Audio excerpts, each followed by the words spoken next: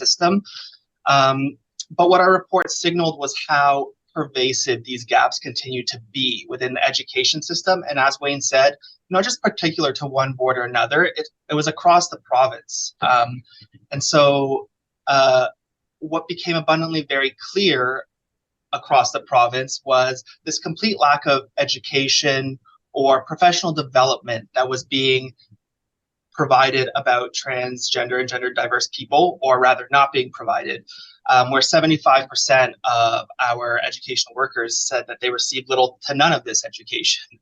And in light of this complete lack of education, nearly half of our sample indicated that a helpful approach moving forward would be professional development, with some going so far as to suggest that this PD should be deemed mandatory, largely because often this PD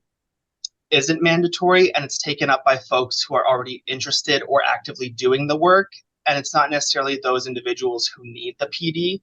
And so that's the